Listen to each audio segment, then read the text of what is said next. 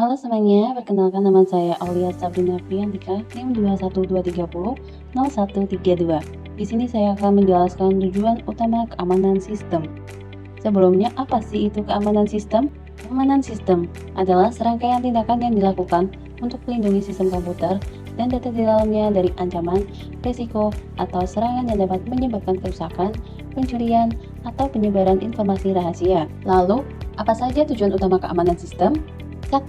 Privasi atau confidentiality adalah usaha untuk menjamin kerahasiaan, menjaga, dan melindungi data atau informasi dari pihak yang tidak berwenang untuk mengakses informasi tersebut.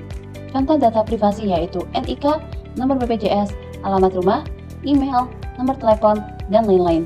Data itu tidak boleh diketahui oleh orang lain dan hanya dapat diberikan dengan syarat tertentu atas izin kita. Bentuk serangan yang dapat terjadi seperti serangan penyadapan atau eavesdropping dan man in the middle. Serangan ini terjadi saat kita berkomunikasi dengan orang lain. Penyerang akan mencoba masuk untuk memanipulasi atau mencuri data yang kita bagikan saat berkomunikasi. Maka dari itu, perlu dilakukan enkripsi agar file, data, informasi dari bentuk yang dimengerti atau plain text diubah menjadi bentuk yang tidak dimengerti, yaitu ciphertext, sehingga attacker sulit untuk mendapatkan informasi saat transmisi data terjadi. 2. Integriti atau keutuhan adalah usaha untuk menjaga atau menjamin bahwa data tetap utuh dan tidak boleh diubah tanpa izin pihak yang berwenang, di mana saat data dikirimkan dari sender, harus utuh isinya dan tidak berubah ketika diterima oleh receiver atau penerima. Jadi, tidak terjadi perubahan sesuatu saat transmisi data dilakukan.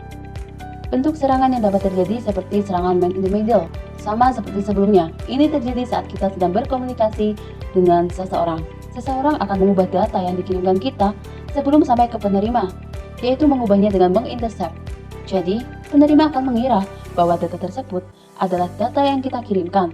Maka dari itu, penting bagi kita untuk menerapkan strong encryption, authentication, dan validation, sehingga media penyimpanan dan transmisi data dapat lebih terenkripsi dengan kuat, serta authentication dan validation yang ada dapat menjamin legalitas akses yang dilakukan.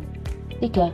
Availability atau ketersediaan adalah usaha atau prinsip yang menjamin bahwa data dapat diakses saat dibutuhkan. Sistem harus selalu siap untuk diakses oleh pihak yang memiliki hak akses saat mereka membutuhkan data tersebut.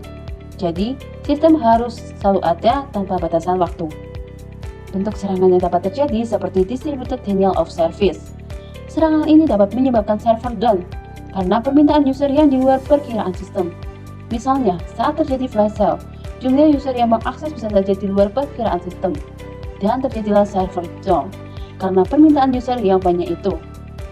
Oleh karena itu, kita perlu memiliki cadangan baik tempat dan the search apabila terjadi bencana pada sistem kondisi abnormality, dan juga melakukan resilient hardware dengan memiliki banyak power supply. 4. Authentication atau keaslian adalah usaha untuk menjamin bahwa informasi dan pihak yang terlibat benar-benar asli atau sesuai yang dimaksud. Hal ini bisa dilakukan dengan cara verifikasi, yaitu proses yang digunakan untuk memverifikasi identitas seseorang sebelum memberikan akses ke dalam sistem. Proses ini penting dalam menjaga keamanan sistem karena dapat memastikan bahwa orang yang mengakses sistem adalah orang yang seharusnya. Misalnya, informasi yang dikirim akan dibuka oleh orang yang benar atau betul-betul orang yang dimaksud. Lalu, bentuk serangan apa yang dapat terjadi? Yaitu phishing.